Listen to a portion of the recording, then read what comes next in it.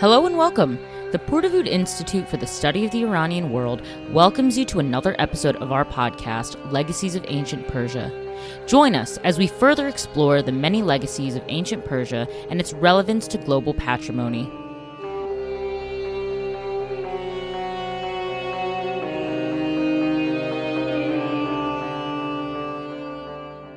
Hello, everyone, and welcome to another episode of Legacies of Ancient Persia. This week, our guest is Dr. Ali Mousavi, a Pourdavoud Research Scholar and adjunct professor of Iranian Archaeology at UCLA. In this episode, we discuss his experience growing up in Iran with an archaeologist father and how it shaped his career, creating the Archaeological Gazetteer of Iran for the Pourdavoud Institute, his experience working for UNESCO, and about the possibilities for digitally rendering ancient sites like the Getty's Persepolis Reimagined. We hope you enjoy this episode, and if you like what you hear, please give our show a 5-star rating and review us on Apple or Spotify. Thank you so much for joining me this morning, Ali. I am very happy that we are here together and able to have this chat. So I would like to ask you how you got into the field. Thank you so much, Lexie, for having me for this podcast. In this field, actually, I grew up in this field.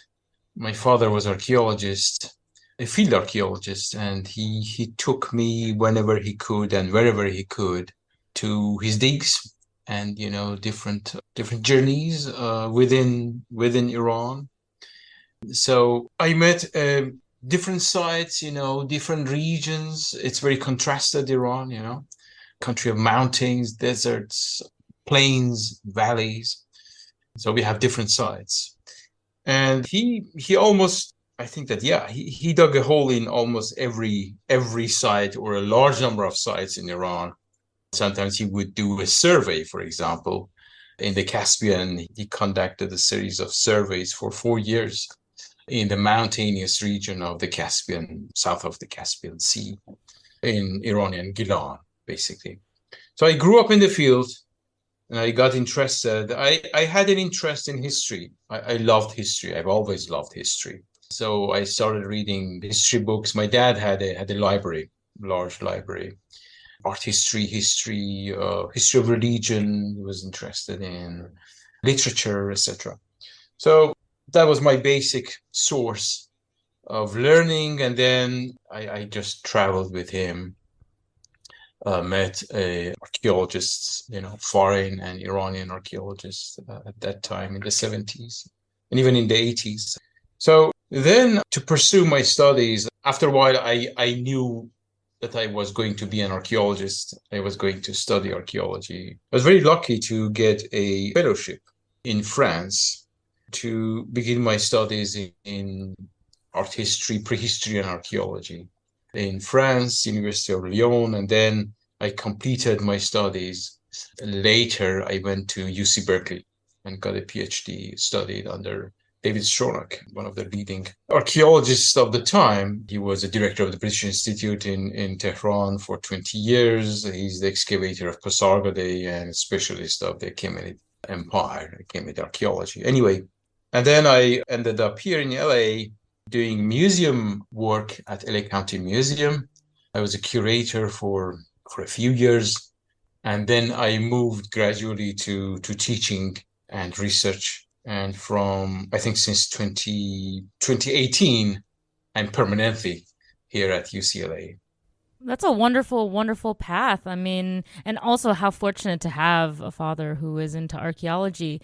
Now, as a fellow lover of history, ancient history, did you always gravitate toward the material culture side because of the influence of your father, or did you ever consider going into the more philological side and doing texts and not doing material culture? No, I've always loved material culture, monuments. When I was 2, I don't remember that visit, but that was my first visit of the ruins of Persepolis. So, and I went back to the site several times. I think I remember it when I was 6. I clearly remember my journey at Persepolis when my father was excavating there in 72 or 73. So I'm interested in text. I loved reading text, but I didn't want to be, I didn't want to focus on text and epigraphy. Library work, yes, this is part of our job, but then I've always loved to go to field, travel, and discover. I mean, also growing up in that time, I believe that's when Indiana Jones first came out and it was very popular, and people had this idea of being able to go and explore and see a site and hopefully make a grand discovery. Maybe. Yeah, Indiana Jones came much later. I think that the first one came out in the 90s, right? Or in 80s, late 80s, or in the 90s. And I was graduating at that time. Yeah. I was getting my master's. Okay, so a bit late. So it's fine because it means you get to say you came before all of the rush. Yeah, I'm pre-Indiana Jones. So you essentially knew what to do and you knew archaeology before Indiana Jones made it quote unquote cool. Yeah, more or less. I knew. I mean, yes, under the influence of my dad. Well, he never told me what to do in life. He never imposed anything. But I think that he had a lot of influence on my career and future. And I think that another, let's say, event that influenced me was my trip to Susa in 83 or 82, where I visited for the first time this beautiful ancient site of Susa with the French castle. And I met Jean Perrot, who was the French, used to be the head of the French delegation, archaeological delegation in Iran, as a great archaeologist. And so my meeting with Perrot was extremely critical for my future studies in France. So he just suggested that I should go to France and study archaeology if I could, learn and speak French, which I did. Well, it's interesting. I mean, and it seems very influential in knowing what I do of how the field of archaeology and ancient history and all these things sort of developed, and how basically English and French and German are the big languages you need because these are the languages of the original study. But the decision to go and study in France on this suggestion or continuing studies in the US, like, was this a difficult decision? Is it easy or hard to study archaeology in Iran if you had wanted to? Were the institutions that kind of had what you needed, were they outside of Iran? So is it more necessity or personal preference? I think both. And I had this opportunity to go abroad and study in Europe that gave me a chance, a sort of multifaceted sort of studies, something I could not have got in or received in Iran, in an Iranian university or institution. Although I knew almost everybody, professors, I worked with some of them in Iran, some of my father's colleagues and friends. So yes, there is a I would say well-established archaeological curriculum in Iranian universities. The University of Tehran was the leading institution since 1950s, or let's say late 40s, I would say. But it was a difficult decision for me. I didn't, and France was not a familiar country. Its language, of course, I knew I loved reading, for example, French novels, Les Miserables, for example, Victor Hugo and Balzac, etc. But then learning French, writing in French, I'm sure you know that, was something else. And it took me years to, let's say, to master the language in writing and speaking. It was a difficult decision, yeah. But a very nice one, I think, because it turned out pretty well. I mean, look at where you are now. Yeah, another influential individual I should mention is an Iranian colleague, archaeologist and art historian named Shahryar Adl. He passed away a few years ago, sadly. But he's the one who mentored me in a way, along with another very dear friend, French archaeologist, Rémi Boucharla, who was in Lyon. So they both, in a way, chaperoned me and mentored me while I was studying in France. Oh, that's wonderful. I mean, you got very lucky, and growing up and being able to go to these sites, I'm sure that many of us would love to go to. I mean, that's just incredible.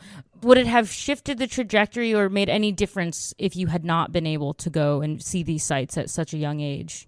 I really don't know, but I think that I'm very happy to have seen them all. And I would love to go back and see them once again. You should always go back to a city you had visited before, to see a site, or read a book that you have read before. So maybe, I don't know.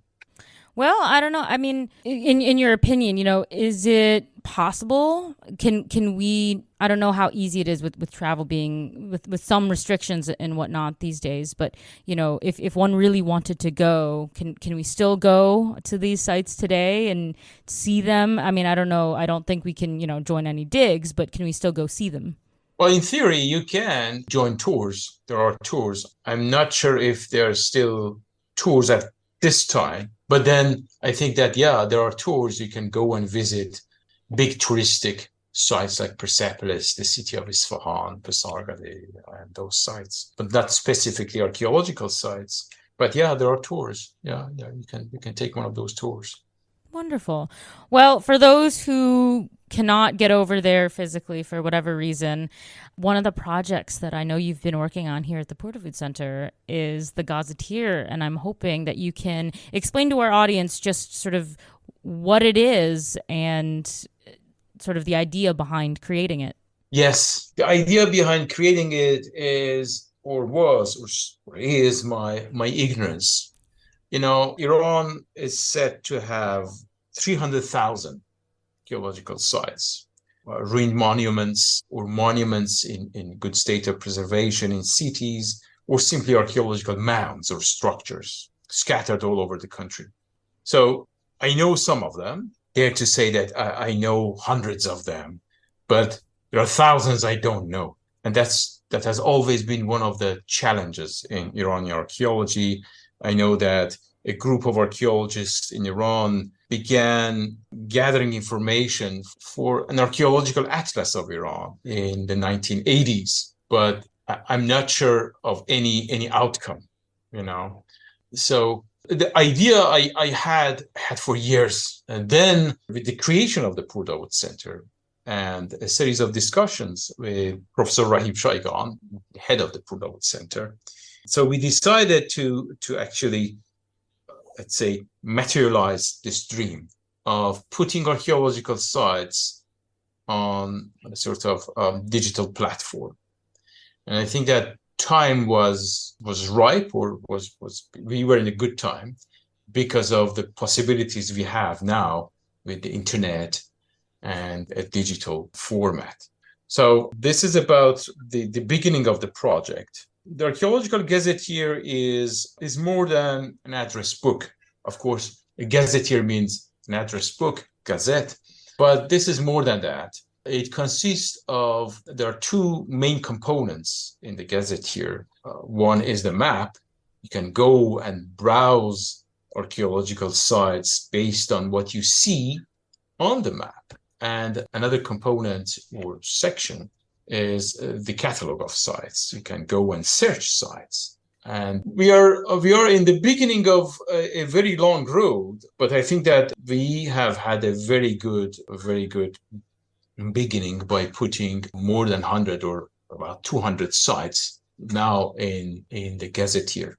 I mean, it's a wonderful project. I've seen it in action. I think it's a wonderful idea. And I'm curious, how big do you eventually hope for your catalog to become? Are you going to try to get like every site? Are you going to hope that, like, is this a project that you see being sort of indefinite, like as new sites are discovered, you can add them? So like, how long do you want to do this?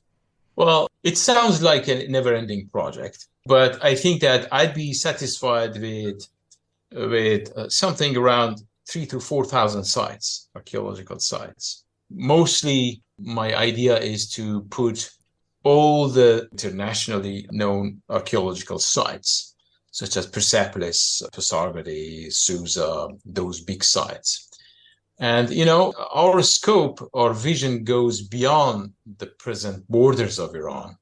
So we are looking at cultural, let's say, Iran, expanding our catalog to sites in Mesopotamia, Iranian sites in Mesopotamia, in the Caucasus, in present-day Afghanistan, or Transoxiana, Central Asia, and Anatolia, Turkey, or even Egypt. Some of my colleagues are working on some Persian sites in Egypt now. Yeah, I think that I'd be happy to see some 3,000 to 4,000 sites. There is a similar project. This was done in the late 70s or early 80s. That's called the Archaeological Gazetteer of Afghanistan. This was done by a British archaeologist, Warwick Ball. I would like to praise him for his wonderful work, because he did it on his own without the help of internet at that time. And he cataloged around 2,000 sites. But this is in print. This is a printed version. You cannot update the data. So our gazetteer is a living thing. You can always go back to catalog entries and update them. If there's a new discovery or something, new publication, you can always update them. So that's I think that's the advantage of living in a digital age.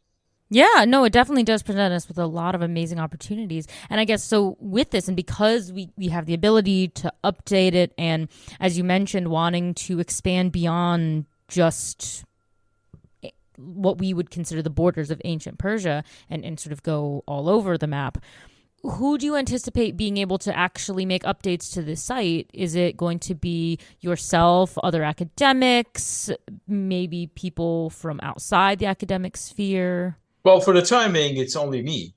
I'm in charge of updating, doing research, and then uploading, and then updating the entries. But I would like to train, I think that we will train someone to do the updating and, let's say, WordPress background job for the Gazetteer in coming months.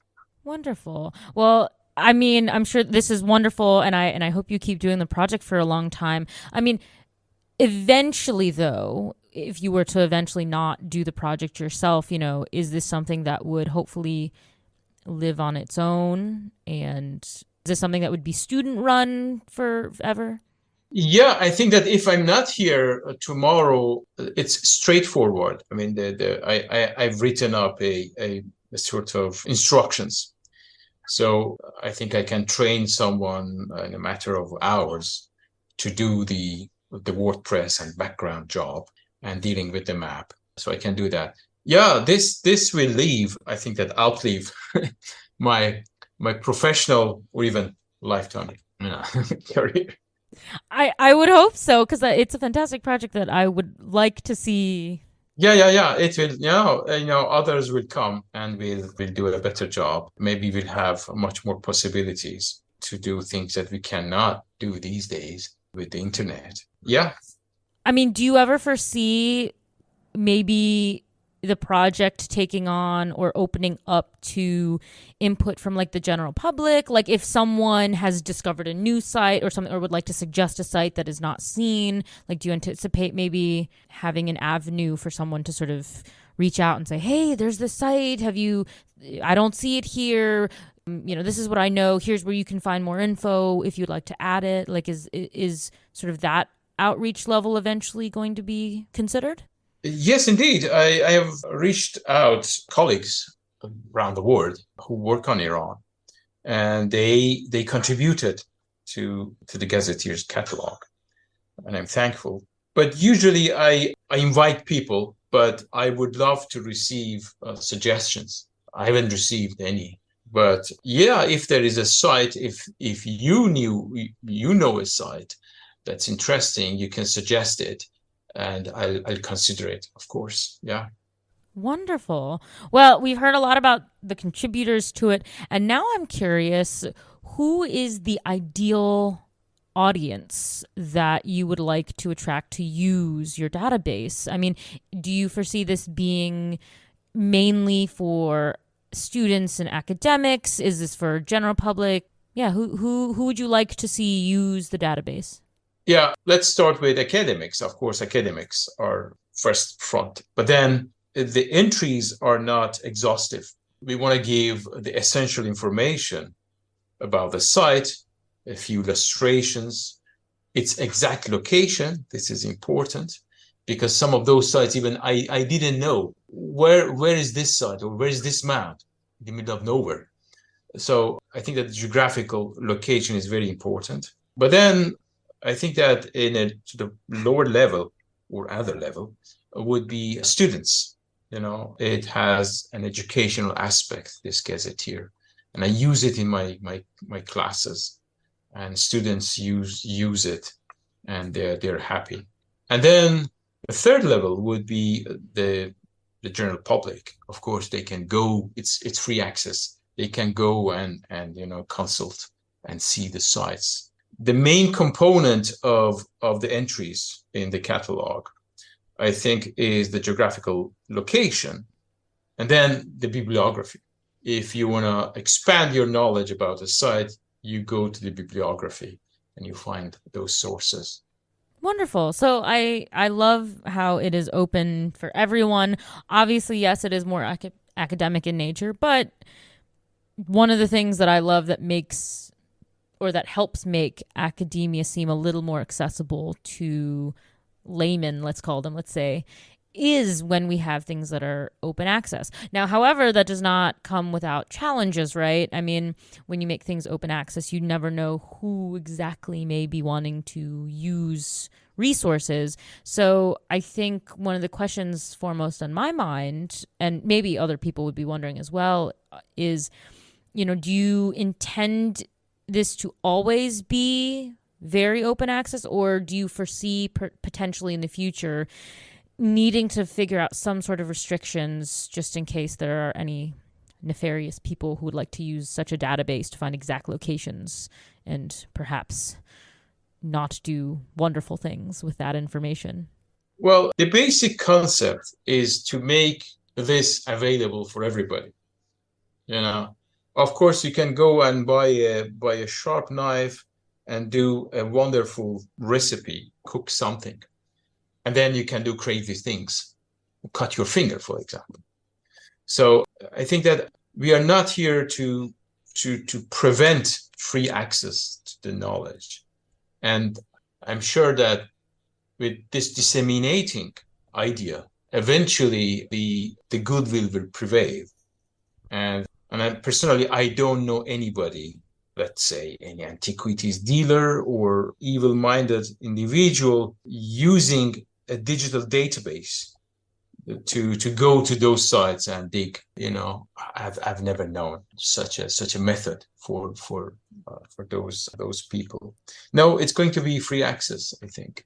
Well, I think that'll make a lot of people happy, because I know that when talking about academia, a lot of people do initially, when they find something that's open access, there's always, I think, that worry that, oh, but will this be here forever? Will I ever be stopped? So I think it's quite gratifying to hear that, you intend your wonderful resource to be open access to everyone. So that way, they can search sites to their heart's desire. And I'm wondering, are there any non-academic entities that would also benefit from using your database? I mean, I'm trying to think like what other cool things could come of such a project in terms of finding and cataloging sites.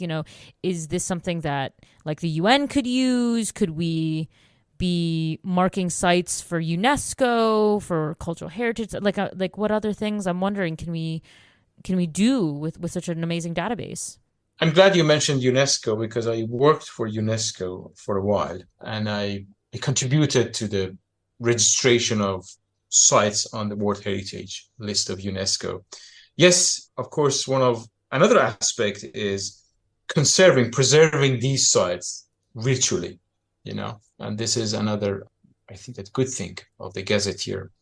Another group of people who can benefit from the gazetteer are tourists and tour guides. So for tourism, I know that in Turkey, they made not a gazetteer, but a picture site for their archaeological ruins and remains, So yeah, tourism is another aspect. Preservation, conservation is another field we are touching on. And I think that there'd be more education is another thing I mentioned, students and. Oh, that's so wonderful. Well, I'm very happy that you mentioned that you worked for UNESCO. So I think for those who are not familiar with you or your work, yeah, what were you actually able to do? And is the process for registering a site hard? Well, actually, my mentor, Dr. Shahriar Adl, who was a research director in France, got me involved in a way. In the late 90s and early 2000s, the Iranian government, the Cultural Heritage Organization, decided to include a number of sites on the World Heritage List, because up to that time, we had 3 sites registered on the list. Now, I think that we have something like 20 sites now registered. So in a way, my mentor initiated this, and he asked my help, and I was very, very fortunate. I was very lucky to be able to work with him. Yes, it is a complex process. There is a long form, and there is a process of, you have a descriptive section, and then you have a conservation, monitoring, and gathering all this information from different institutions and going to visit the site.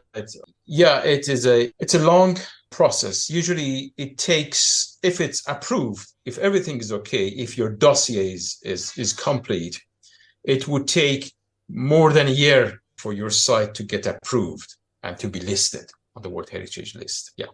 Oh, that's so cool. I mean, that I think would be so cool to be a part of. I guess just for those who may be unfamiliar with the work UNESCO does other than registering sites, does this go into a larger process? Once a site is registered, does anything happen, or does it just get cataloged? Well, UNESCO is a framework, and they don't have a lot of funds. So they work with different institutions and state parties or member parties or state members. Usually UNESCO works with 2 independent but related institutions. The one is called ICOMOS. I think that this is called International Council of Monuments and Sites. It's based in Rome, I think, whereas the headquarters of UNESCO are in Paris. And then ICROM, I think, is another international council of, I don't remember exactly so ICOMOS and ICROM, basically mostly ICOMOS. So once the dossier is complete, an inspector comes on behalf of ICOMOS to examine the site and the file. And then once the site is approved and listed, UNESCO monitors the site. Sometimes they remove it. If the site is in danger, they remove it and they put it in archaeological sites in danger, which is very bad for the state, state parties.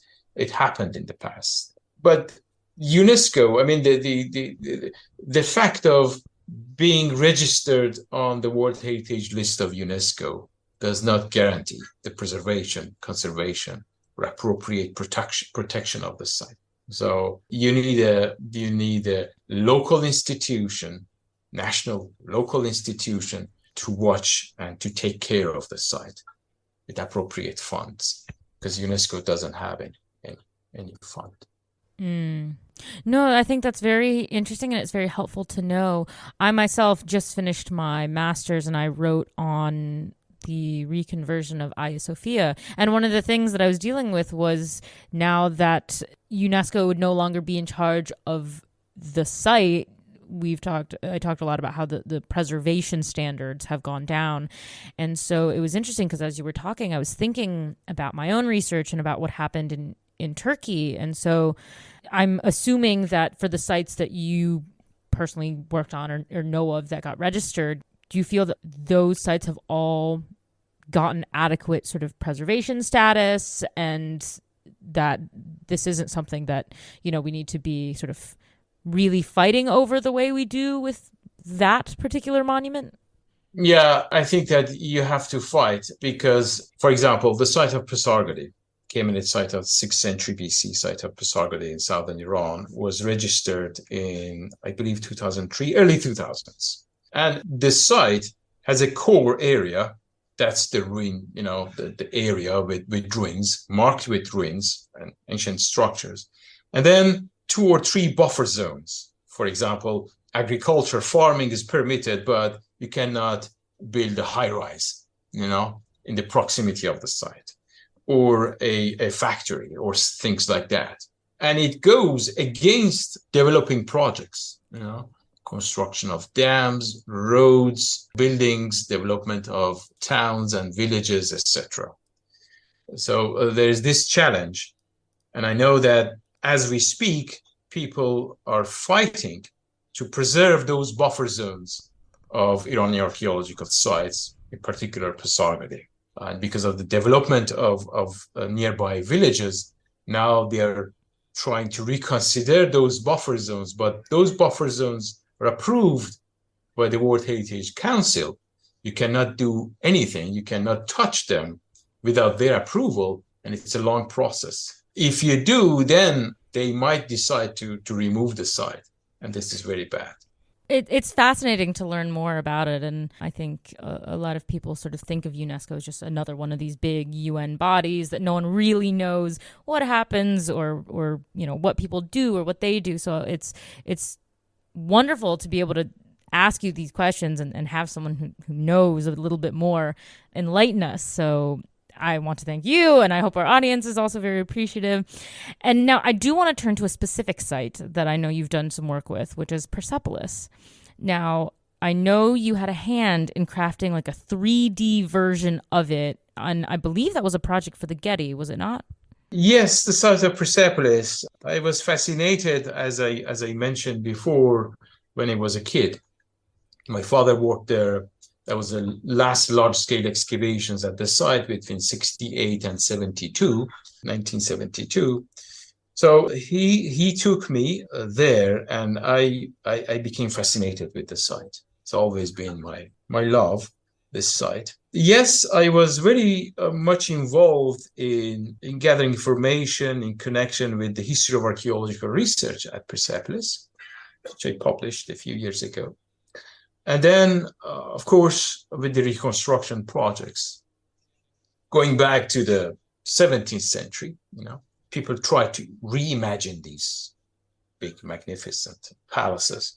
But the work at the Getty, I was invited by the Getty and its director of the Getty Museum, Dr. Tim Potts, to contribute to the 3D reconstruction of the site of Persepolis for what they had, or what they called the immersive experience of the site of Persepolis. Of course, every modern reconstruction of Persepolis is based on the studies done by a German architect who worked at Persepolis in the 1930s and who published the book Persepolis Reconstruction in German with detailed measurements and reliable reconstruction sort of plans and sections of different structures of the site. It's very well detailed. So our reference was that book and his work, Friedrich Krefter. But I think that the Getty Museum did a wonderful job. Of course, the technical part was not me. It was done by an international company, Media Monks. And they worked with the Getty, closely with the Getty and myself, to come up with this wonderful reconstruction we saw. I mean, one thing that I loved about it, though, is how immersive it really was. And I love the nuggets of information, how it's so interactable and that you can click on the exact place you want to go. You can go in and you get the cool little text boxes where it gives you all the information.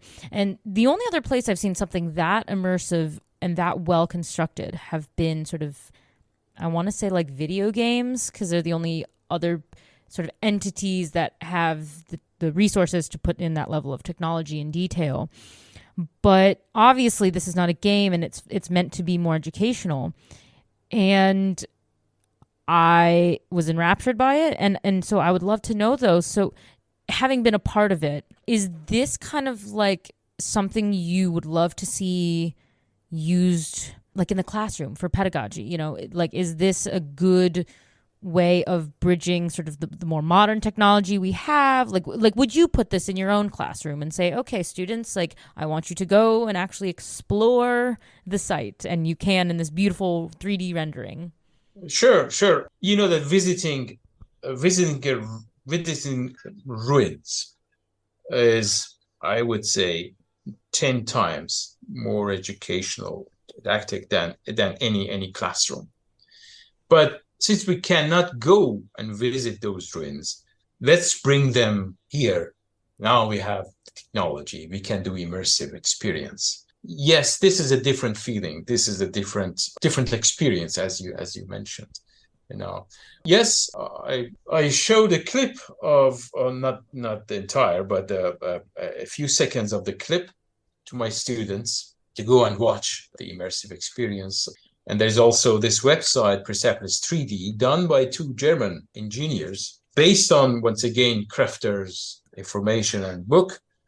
But then it's just 2D experience. You know, it's a very good website, Persepolis 3D. But the one that we did with the Getty, or the Getty did, was beyond any expectation. This was a wonderful reconstruction. And we can do it for other sites, other Iranian sites, like the site of Pasargadae, Ctesiphon, or the round city of Ardashir at Firuzabad, or even, Islamic sites, the mausoleum at Sultaniye, or mosques, or even for Hagia Sophia, So there is this potential. I'm curious, if someone came to you and said, I would love to see more sites done, do you anticipate, or would you like to maybe see some of the sites from the Gazetteer turned into this big reimagined 3D experience? Yeah, sure. I have a few in mind. For example, the wonderful fire temple of the Sasanians. This is a 6th century fire temple with an artesian lake. The lake, it's very beautiful, and you can do a wonderful immersive experience. Or the Elamite temple, 2nd millennium BC Elamite temple of Chogazambil, with a triple wall, the ziggurat at the center of the site. And you can reconstruct a whole procession of visitors, pilgrims to this site. Isn't it wonderful? I like how you've seen what we can do, right, with the right resources and, whatever it takes to sort of build this immersive experience. But, I think that, like, this would be an amazing, more academically focused, more accurate counter to all the bad representations that we see in modern media today. I feel like scholars of Iranian studies and just more generally the ancient world are very tired of seeing like the bad 300s or the bad X, Y, or Zs where you're like, okay, that's not at all what, I'd like to show. So I think in what you've been able to be a part of, I think is going to be a wonderful counter to that if we can do more, which I hope that you'll be able to do. Yeah, you can even do games. You can actually make video games based on these immersive, reconstructions or experience. You can visit Persepolis. You can play at Persepolis, or you can reconstruct Alexander's approach to the site, with his army, or a procession in front of King Xerxes. That would be wonderful. And people or even kids can play. And this, of course, this is entertainment, but at the same time, it's educational too. You can send it to schools and have kids watch these wonderful sites and have this very, very touchy experience. That's what they did there was an immersive, I think, exhibition for Van Gogh with lights. And then another one was for the tomb of Tutankhamun, I think. So, yeah, why not Persepolis?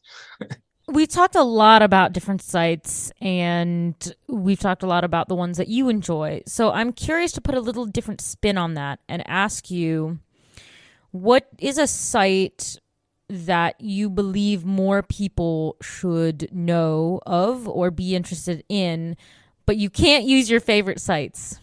Another site, aside from Persepolis, I mentioned Takht Suleiman is another site, and it's a bit remote, outside the usual, tourist road going down to the south. It's in the northwest, so that'd be wonderful to visit and revisit and see.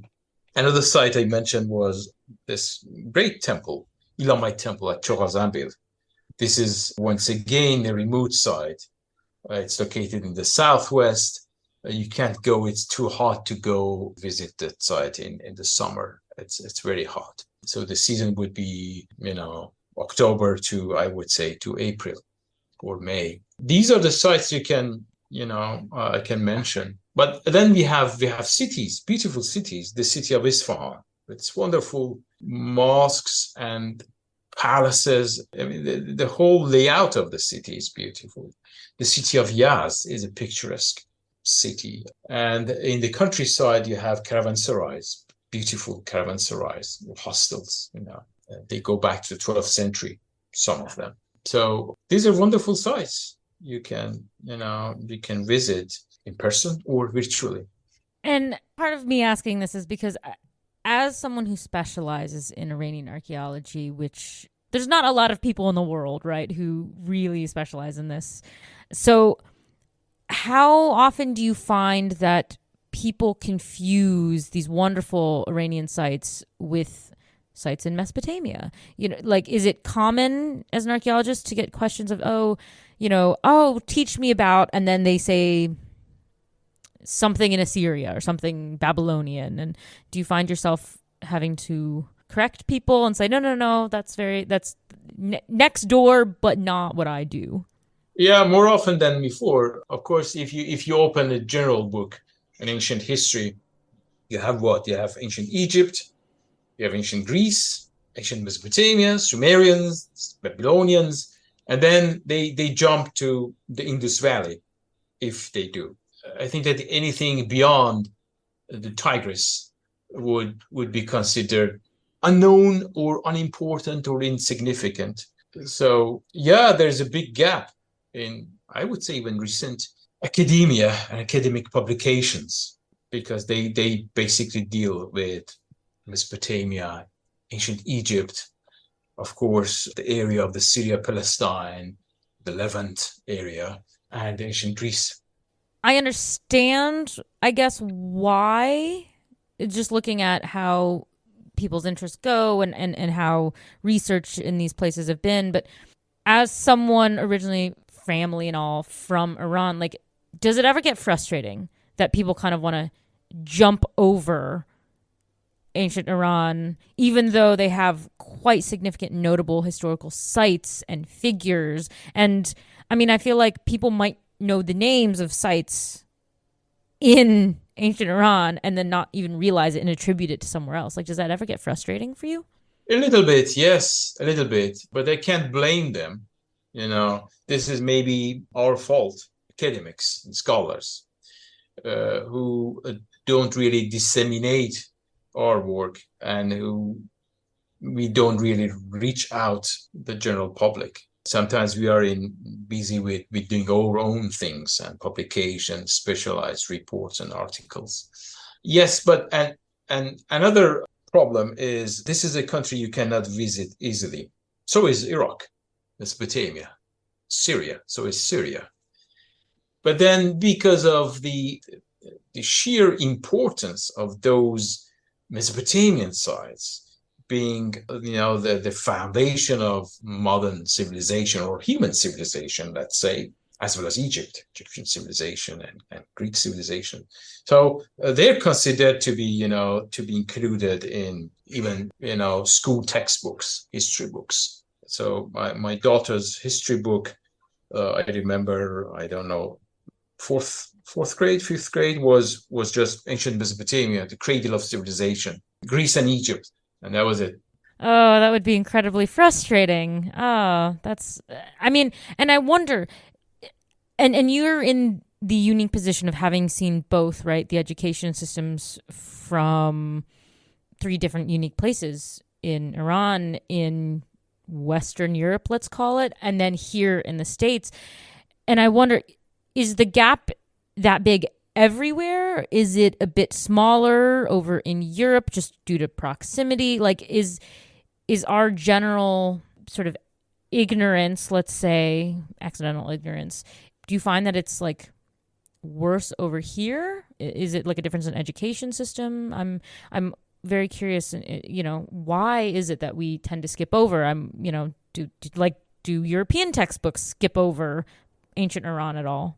Yes, sometimes there's a difference of course, there are two different schools of education in Europe and in North America, but it's a sort of general gap, in the educational system for the reasons I mentioned, some of them. But because the European countries are or were much more involved in, let's say, archaeology of the ancient Near East, for example, they would go to Mesopotamia, to Iran, to Anatolia and Egypt, more often than American teams.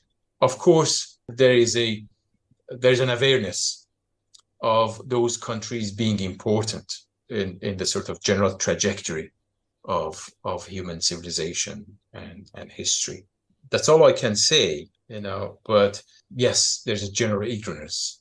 Well, at least we know that the problem is universal, so hopefully we can universally work to make learning about ancient Iran easier, hopefully, in the future. So, I mean, there's so much more that we could get into that we don't really have time for, unfortunately. But interested in learning more about the wonders of ancient Persia? Visit the UCLA Archaeological Gazetteer of Iran.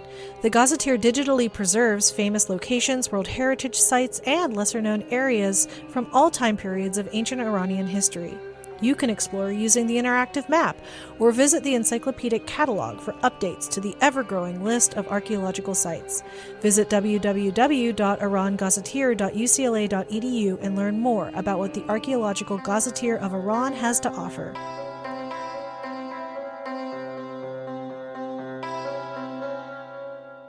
One thing I do want to leave you with, right, are two questions that I hope our audience will also want to ponder as well. And the first of these are, what, in your opinion, is the greatest legacy left to us from ancient Persia? Maybe I'm not very well placed to answer this question, but I try my best. Persia has always been a crossroad of cultures. So this is the sort of, it's a plateau. So from the Mediterranean, you can travel roughly easily all the way down to Mesopotamia, the plains of Mesopotamia. And all of a sudden, you have a plateau, you have mountains in Iran. It's the Iranian plateau. Well, at the first sight, it looks like a barrier. But then it is not. It is just like a sponge that absorbs different cultures from different civilizations. You have Mesopotamian civilizations on the west side, and you have the Indus civilization on the east side. And Iran has always played the role of I would say, an intermediary, but at the same time, a very important body of cultures and civilizations. Because of the geography of this country, we don't have a single, let's say, people or civilization dominating the others, like the Sumerians, Babylonians. We don't have them until the come of the just Persians and the Medes, the Persians, much later. Once they came, they unified the whole country and the whole region of Southwest Asia. And I think that's one of their legacy. And another persisting pattern of Iranian civilization is this, I would say, Iranian-ness. We kept our language more or less intact, and we kept our civilization more or less intact. I would say intact. because the other parts, the whole other regions, other countries, let's say in modern times, they changed. They underwent a series of changes, but Iran has conserved or preserved its Iranian culture, and more importantly, its language. Yeah, I mean, it's hard to find continuity from ancient times, through history leading up to now. But yeah, no, it's remarkable the influence they had and that they were able to sort of keep certain things together. So yeah, even the name of countries, Mesopotamia. I mean, you have Syria in the north and Iraq in the south, different names. You have countries like Afghanistan, Pakistan. So they chose different names for their modern countries. But Iran has always been, Iran. Mm-hmm. Yeah, no, it's wonderful. And the second question I have for you is, what, in your opinion, would be the best legacy that we can leave for future students of Iranian studies? I think that from my point of view, this Gazetteer project is one of the leading projects I have ever, one of the most influential and important projects I've ever had. Just preserving, because in a way we are preserving knowledge, we're preserving those remains virtually, because we don't know what's going to happen to those sites in coming years or coming 100 years from now. So I think this is a conservation aspect, and I'm very happy with it. Yeah, I think I agree. I can't think of any other such project for other ancient fields that aim to be this ambitious and this sort of encompassing and would have as much potential. So I actually really hope that other fields will sort of take notice of the Gazetteer and say, you know what, this is a really great idea. And I hope that that is a legacy that you can leave for us and that other fields will be inspired by. And I hope that maybe we have other Gazetteer-like things for other areas of the world, for other ancient studies, because man, would I love, and I think a lot of other people would love, to be able to look at some database and say, these are all the Greek sites, the Egyptian ones, the Persian ones, the, ancient Chinese ones. I think it's a wonderful project, and I'm so very happy that you're here with us working on all these amazing projects, in addition to teaching classes and doing all the other wonderful things that you do. Thank you. It's a privilege to be here at UCLA and in the center. It's a wonderful, exceedingly promising environment, and I'm delighted to be here. Thank you. Well, I couldn't agree more. So thank you once again for joining me on our wonderful podcast, and I hope you will return and talk to us with any cool updates in the future about your projects. Thank you so much, Lexie.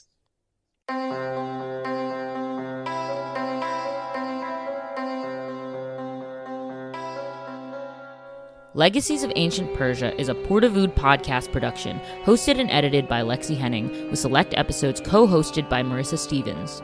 Cover art provided by Hadley Leesman and original music by Brent Arhart. Established in 2017 as the premier research center for the study of ancient Iran, the mission of the Pourdavoud Institute for the Study of the Iranian World is to engage in transformative research on all aspects of Iranian antiquity, including its reception in the medieval and modern periods, by expanding on the traditional domains of old Iranian studies and promoting cross-cultural and interdisciplinary scholarship. Thanks for listening to our show. It's available to stream on Apple, Spotify, or wherever you get your podcasts. Don't forget to follow us on social media at Pourdavoud Institute and at Pourdavoud UCLA, or visit our website pourdavoud.ucla.edu. If you enjoyed today's episode, please give us a 5-star rating and review us. For podcast inquiries or questions about the Pourdavoud Institute, please email us at pourdavoudpodcastproduction@gmail.com. We'll see you next time as we continue our deep dive into the legacies of ancient Persia.